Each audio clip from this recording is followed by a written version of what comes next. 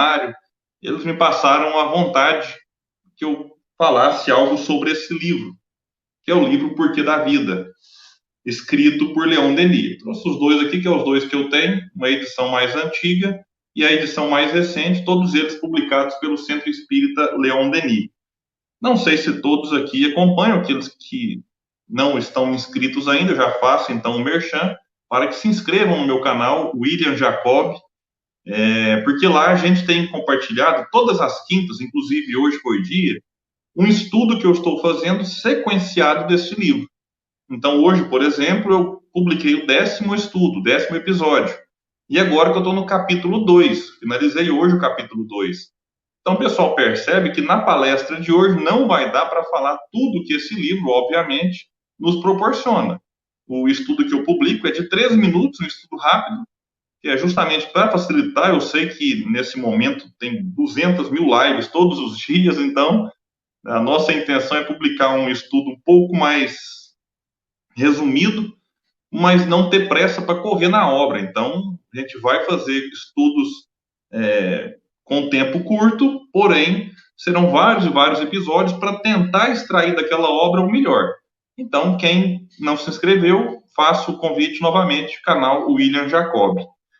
E o porquê da vida? Então, é importante a gente destacar, eu não vou ter tempo aqui hoje de trabalhar quem foi Leon Denis. Lá no canal também eu já tenho algumas palestras falando da figura de Leon Denis, e aí deixo o convite para conhecer a sua biografia, que é muito bonita, por sinal.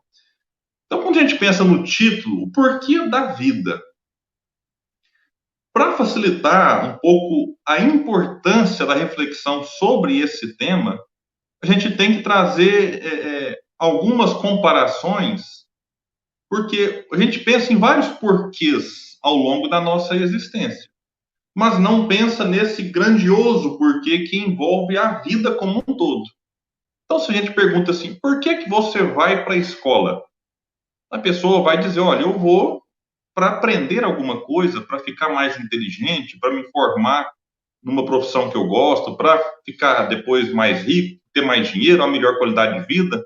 A pessoa tem as respostas que de certa forma, a conduzem à escola, e isso vale para outras questões da nossa existência. Por que, por exemplo, do nosso trabalho profissional? Por que do trabalho? O trabalho é uma forma que eu tenho de ganhar os recursos financeiros necessários para que eu me conduza na vida, para que eu sobreviva, para que eu acumule riqueza, que eu não vou fazer juízo de valor das questões. Mas o trabalho é para que a pessoa sobreviva, inicialmente. Depois tem a questão da avareza, da ganância, mas a princípio é para subsistência. Para que alguém vai na academia? Eu vou na academia, os motivos são vários. A gente pensa que a academia é só quem quer ficar definido. Não, às vezes a pessoa vai para a academia por uma orientação médica, por uma questão de saúde, às vezes para perder peso, às vezes para ganhar massa, outras vezes para ficar definido, questão estética. Então, são vários motivos. Lembrando que essa live vai para várias cidades, eu não estou induzindo ninguém a ir para a academia nesse momento de pandemia, isso aí vai no decreto de cada prefeitura. Essa aqui é só uma reflexão que transcende o momento atual que vivemos.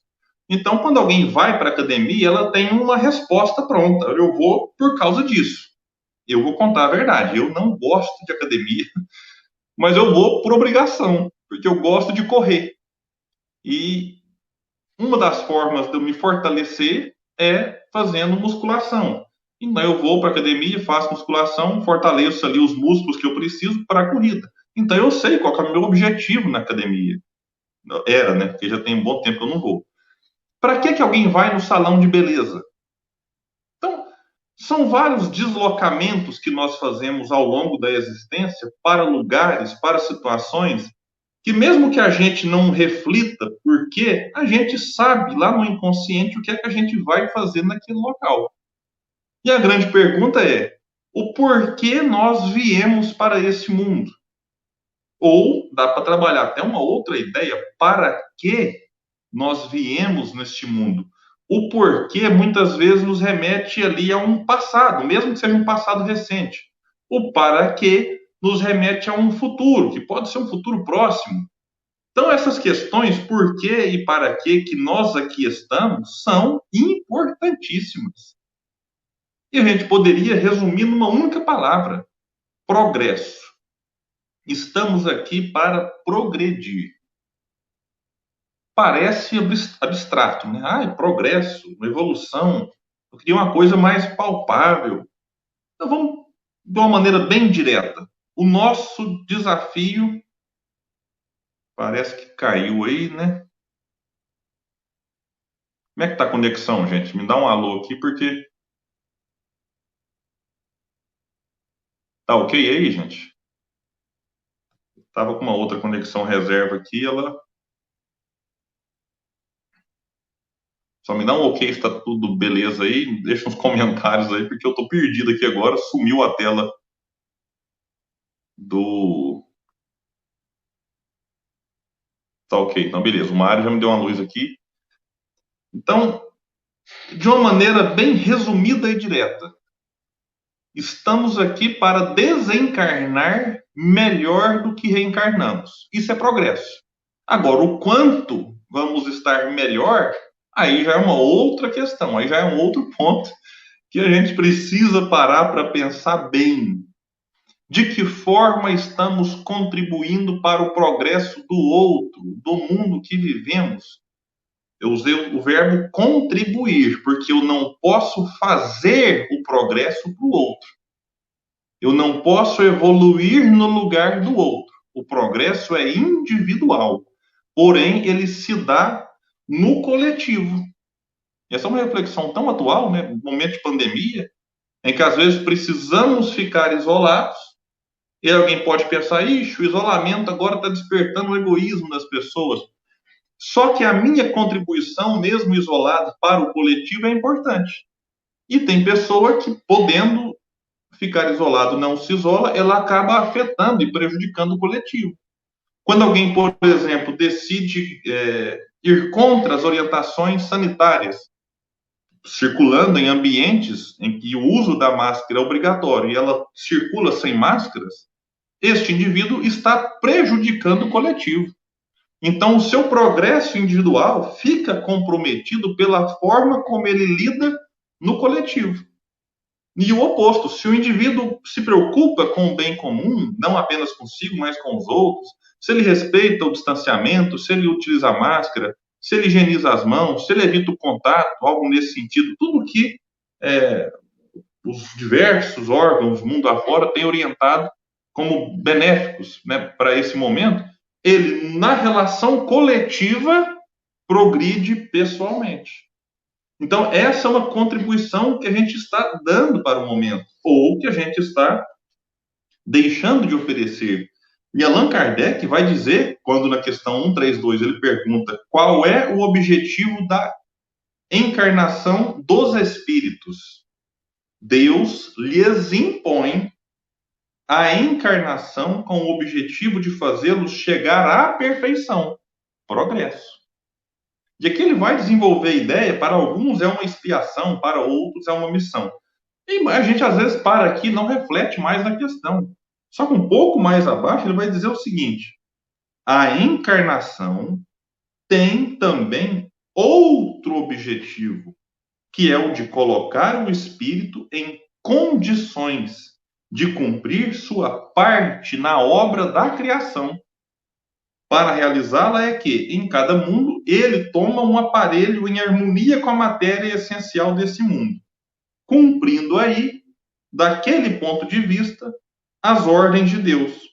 De tal sorte, olha aqui, que, concorrendo para a obra geral, ele próprio se adianta. Então veja que importante é isso, né? A resposta dos espíritos para Kardec. Colaborando com o progresso geral, eu cresço, eu progrido. E a grande questão, então, é: somos espíritos utilizando um corpo físico, com a finalidade de progredir. E como é que estamos cuidando de nosso corpo e como é que estamos cuidando do nosso espírito? Na vida, né, a gente às vezes coloca o corpo em primeiro plano.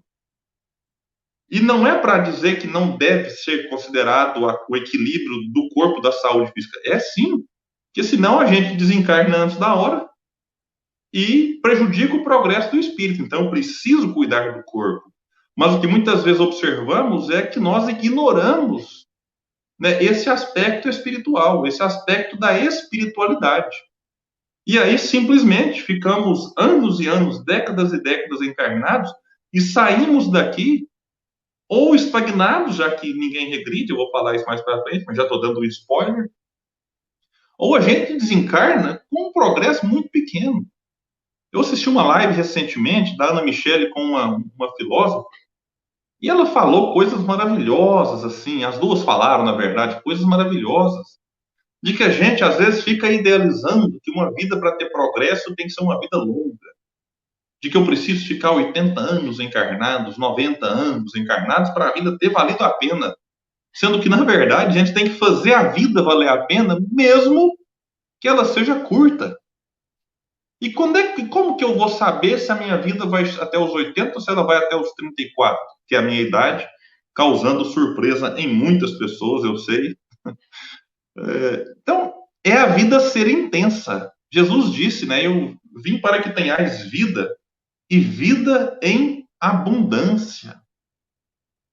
Então, é para que sejamos abundantes na vida, para que sejamos abundantes de bênçãos de Deus, abundantes na caridade que fazemos. Porque vai que no meu planejamento reencarnatório está lá designado que eu vou ficar encarnado por 35 anos.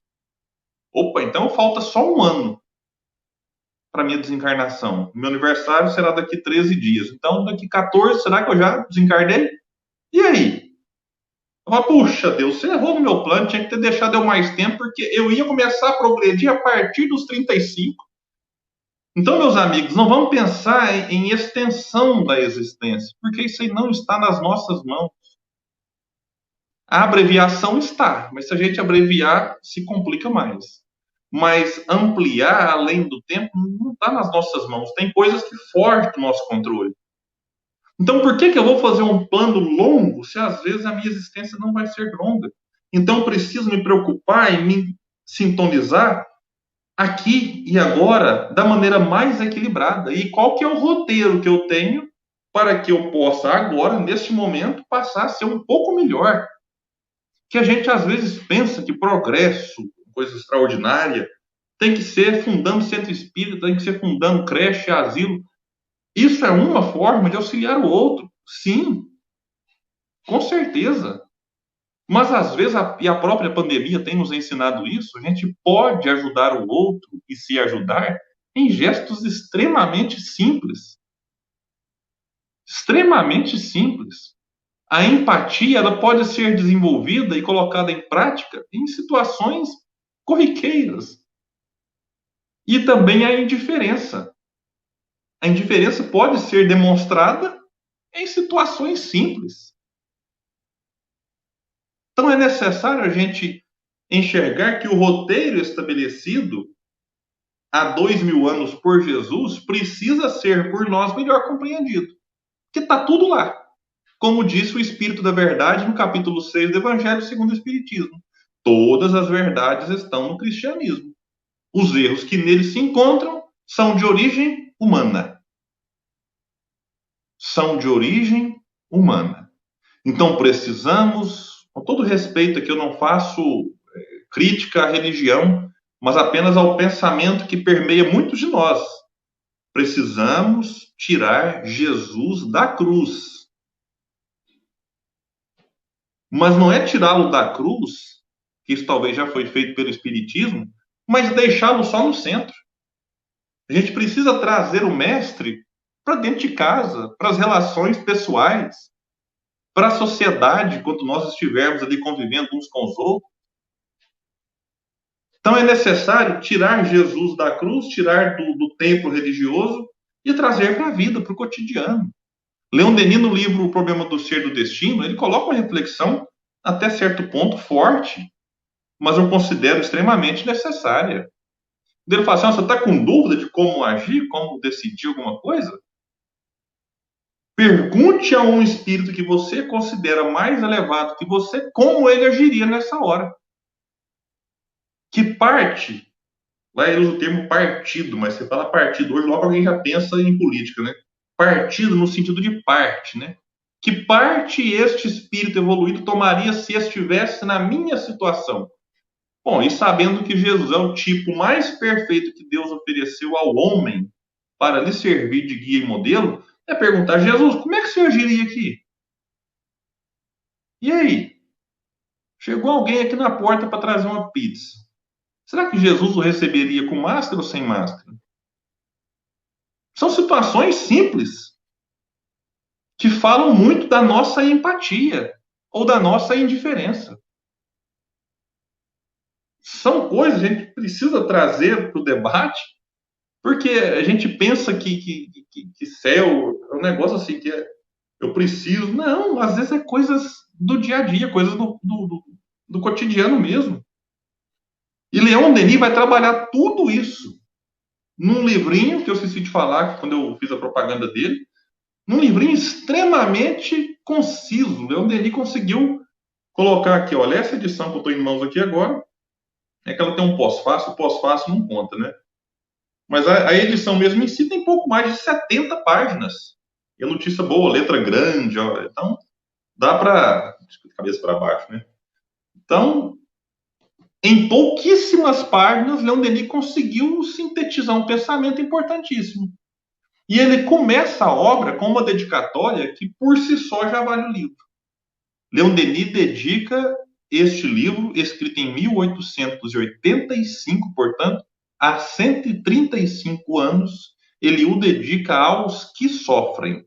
Está lá, aos que sofrem. E ele vai dizer coisas muito bonitas e finaliza dizendo: possa a obra ser como o quê? Como a sombra para um trabalhador queimado do sol, ou a fonte de água límpida e fresca no deserto árido ao viajante sedento. Sombra e água. A gente às vezes fala, tudo que eu quero é sombra e água fresca. Aí ele usa essas duas coisas que nós adoramos tanto. E curioso, sombra e água são coisas que vêm de fora, mas que são essenciais para a vida do corpo físico. Aquilo que nós lemos, o livro é algo material, está fora de nós. Mas também nós fazemos aqui, nós utilizamos o livro como uma fonte de nutrientes ricos. Só que não mais para o corpo, mas para o nosso espírito. Então, Leon Denis dedica aos que sofrem, e se eu pudesse resumir esta obra num único parágrafo, eu não me recordo agora se eu já o estudei lá no nosso canal, eu resumiria nesta frase quando ele diz: temos o instinto do progresso. Eu falei de progresso no começo, então ele fala: temos o instinto do progresso. Queremos caminhar, mas para onde ir? E ele faz uma provocação. É nisso que não se pensa suficientemente. O homem, agora ele faz uma comparação, uma analogia que eu acho maravilhosa. O homem, ignorante de seus destinos, é semelhante a um viajante que percorre maquinalmente uma estrada, sem dela conhecer nem o ponto de partida, nem o ponto de chegada, e não sabe por que viaja. Bom, quando ele fala que todos temos o instinto do progresso, a gente pode dizer que a lei do progresso, sendo uma lei de Deus, como é, ela está na nossa consciência. Então, todos nós temos um instinto, a gente quer caminhar, mas para onde ir?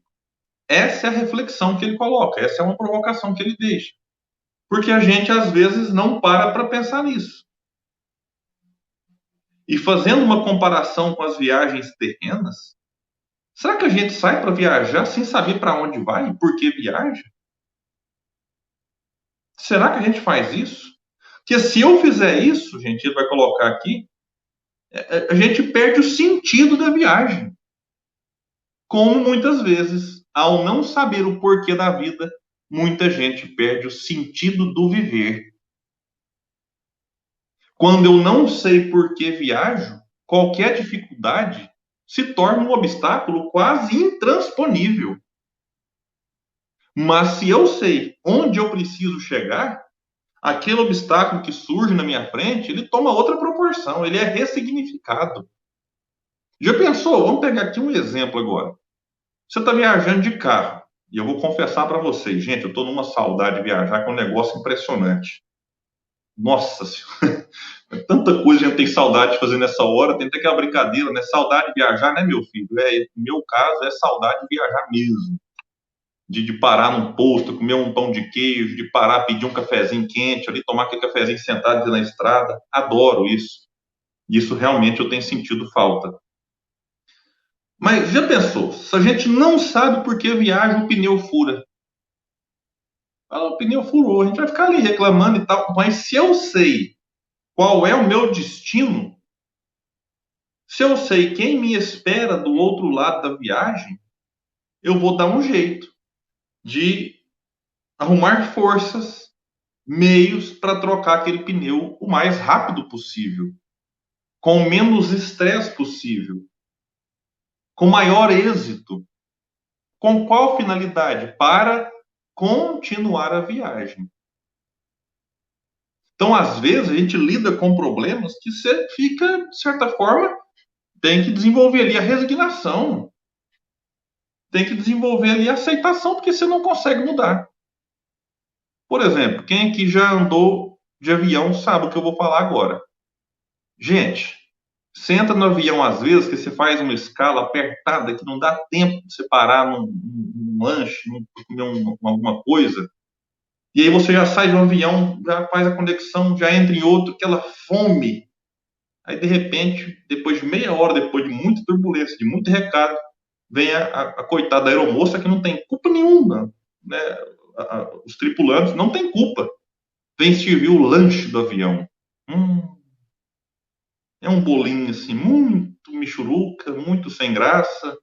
É claro, quem tem dinheiro, tem condição, compra lá. Deve ser caríssimo, né? Eu nunca nem perguntei o preço para não infartar. Mas aí você vai falar ali no avião, fala, olha, eu não concordo com esse lanche, então eu quero parar de viajar. Meu amigo, o avião está lá não sei quantos mil metros de altura, uma velocidade estrondosa, ele não vai parar por sua causa. Então a gente tem ali que adaptar aquela alimentação, come, não come.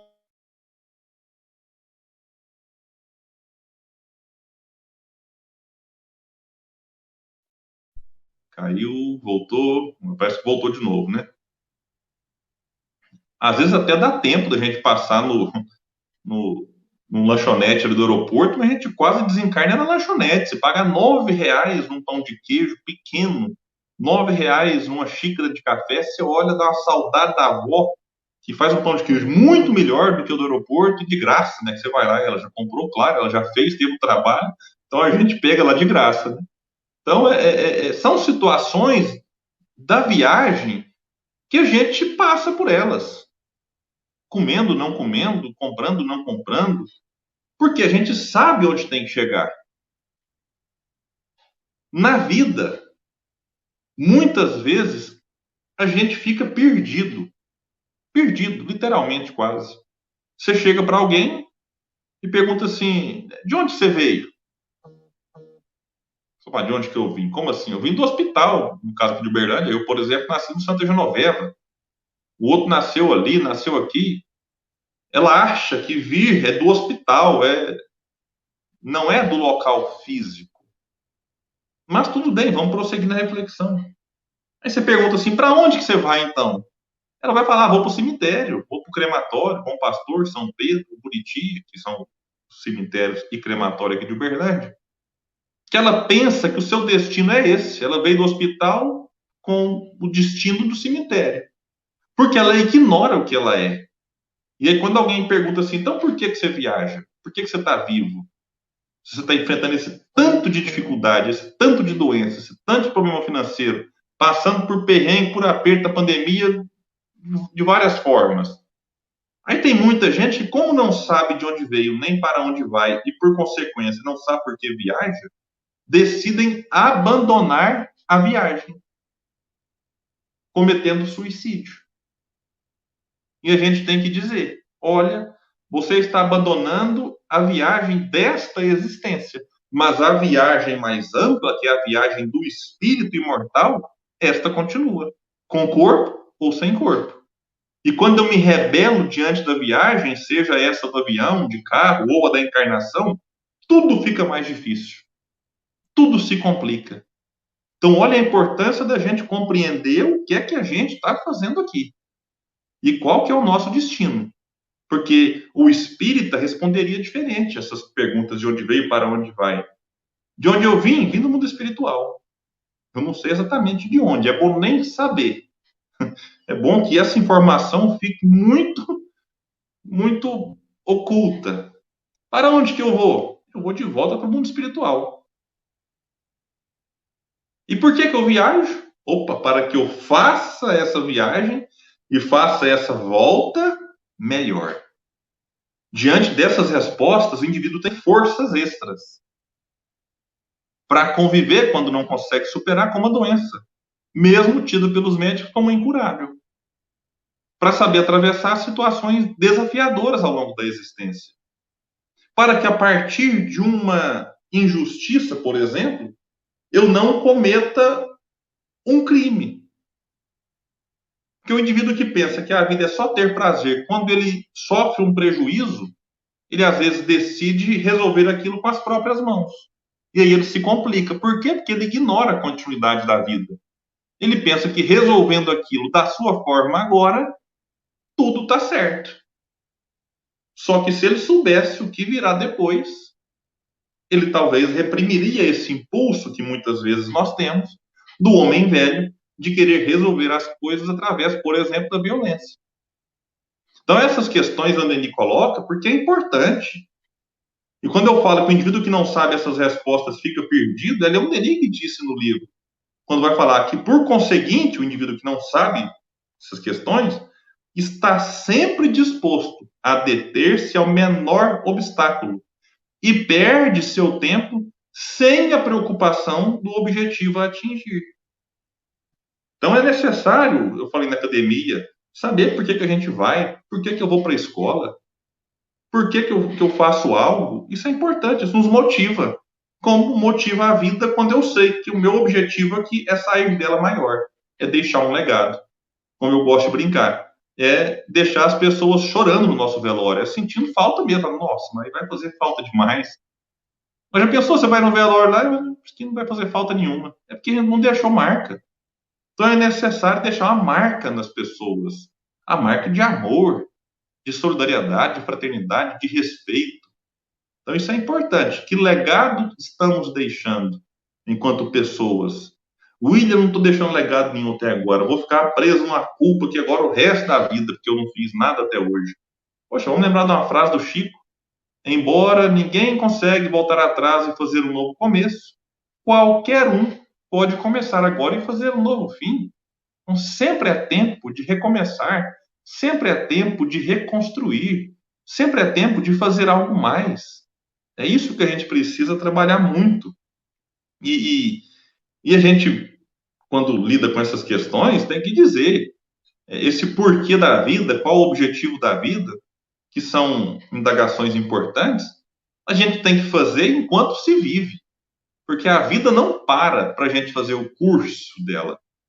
Ah, não, agora eu vou dar um pause. Igual eu vou dar um pause no vídeo, vou dar um pause na existência. Eu vou refletir. Tudo bem, você pode refletir, você pode fazer meditação, você pode tirar um período e ir para o deserto simbólico, pode fazer um monte de coisa. Só que a vida vai continuar acontecendo. Então a gente tem que aprender a viver enquanto se vive. Anjo, como a gente trabalhou a ideia aqui de progresso, quem já atingiu ali a condição de angelitude, não foi criado daquele jeito. Todos nós somos criados simples e ignorantes. A gente até pensa, ainda mais na pandemia, que tem gente que foi criado mais ignorante ainda, mas não acredito, não foi. Fomos criados todos simples e ignorantes, sem conhecimento e sem virtude. Nenhum anjo foi criado pronto. Um dia eu falei aqui em casa para minha filha, a gente estava conversando sobre progresso, ela falou assim, papai, mas Jesus já errou? Eu falo, olha, eu não conheço a história evolutiva de Jesus, mas levando em conta que ele foi criado simples e ignorante, poderia ter feito uma vida só de escolhas acertadas, vai saber, né? Mas e daí, se Jesus já errou? Isso não o torna menor. O fato é que hoje é um Cristo, é um espírito puro. E os espíritos puros não chegaram, não foram criados puros. Eles conquistaram esse título. E assim seremos todos nós. Então, todo mundo um dia vai ser anjo. Eu sei que tem gente que a gente olha assim, mas será que ele vai ser anjo também? Eu, às vezes, olho e fico com alguma dúvida, assim, até em relação a mim mesmo, né? A gente já fala, mas será que aquele ali também vai ser? Vai! Porque é uma fatalidade, todos nós seremos espíritos puros. Agora, quando aí já é questão de cada um. E em relação ao progresso, uma notícia boa que eu trago: ninguém vai voltar pior. Você pode voltar e eu posso voltar mais comprometidos com a lei. E esse é um ponto. Que a gente às vezes pensa assim: ninguém regride. Opa, maravilha. Mas a gente olha e fala assim: não é possível, que ele está fazendo aquilo, será que ele fez pior antes? Não tem lógica, né? Não, talvez ele não fez pior antes. Mas é que agora é que ele sai mais comprometido, porque errou mais. Mas regressão, ninguém faz, nenhum espírito retrograda, nenhum espírito regride. Ele sai mais comprometido. E, por consequência, vai enfrentar maiores sofrimentos depois. Inclusive, falando em sofrimento, uma pergunta que muito se faz: por que sofremos? Por que sofremos? E alguém pode responder assim: porque Deus quer. É a resposta mais evasiva que eu já vi no mundo, né? Porque Deus quer. De certa forma, tudo o que acontece é porque Deus quer. Mas não é Deus que fica sentado numa cadeira como eu estou aqui agora, falando, opa, sofrimento para o Ilha, sofrimento para o Mário. Opa, não, o Mário agora diminui aqui um pouquinho, que ele falou bonito de mim ali agora o Mário não vai sofrer muito mais, não.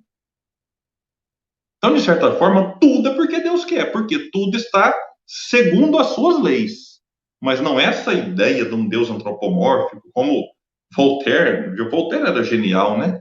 Ele disse que acredita no Deus que criou os homens e não no Deus que os homens criaram.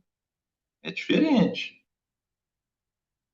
Nós somos feitos, segundo o relato bíblico, né, simbólico, inclusive, a imagem e semelhança de Deus. Só que tem muita gente que pensa que Deus é que foi feito a nossa imagem e semelhança. E a gente quer transferir para esse Deus dito como antropomórfico as nossas querelas pessoais, os nossos ciúmes, as nossas brigas, as nossas invejas. E aí Deus fica rancoroso, ciumento, vingativo, raivoso. Então, por que sofremos? Leon Denis vai resumir isso numa frase. Lá no livro O Problema do Ser do Destino. Quando ele diz assim: enquanto o homem, e aqui também mulher, só aqui homem de humanidade, né? Enquanto o homem não tiver colocado seus pensamentos e seus atos em harmonia com as leis eternas, a dor será necessária. Ela cessará, ou seja, deixará de existir desde que isto ocorra. Todos os nossos males decorrem de que agimos em um sentido oposto ao da lei divina. Se retomarmos o rumo correto, a dor desaparece com as causas que a originaram. Nossa, isso aqui para muita gente é surpreendente. Porque tem gente até hoje, com todo respeito, que pensa que a gente sofre por culpa de Adão e Eva. De um casal lá que ficar curioso, tal, por lá, Eva comeu maçã, jogou a culpa no Adão, jogou na serpente. Na verdade, Adão jogou para Eva, que jogou para a serpente, e a partir daí toda a humanidade, depois de Adão e Eva, teria que sofrer. Essa é uma ideia que nós respeitamos, mas isso é simbólico. Gente, essa parte aqui da Bíblia dá para fazer um congresso, de tão bela que ela é na sua simbologia, e não na sua literalidade, de achar que foi desse jeitinho e agora estamos aqui. Quase 8 bilhões de pessoas. Eu não sei como que até hoje ninguém colocou a culpa da pandemia na Adão e Eva. É capaz que daqui a pouco apareça alguém com a teoria desse jeito, que é tanta coisa absurda que aparece, que não é de duvidar que até isso vai ser cogitado. Então, tudo isso, o sofrimento em si é por uma ação em desacordo com a lei divina. Então, temos o livre-arbítrio, agimos e quando eu ajo errado, vem a consequência. Como Allan Kardec colocou na questão 614 do Livro dos Espíritos, que se deve entender por lei natural. Abrindo ali a terceira parte do Livro dos Espíritos. Lei natural é a lei de Deus. É a única verdadeira para a felicidade do homem. Indica-lhe o que deve fazer ou deixar de fazer. E ele só, olha o termo, só é infeliz quando dela se afasta.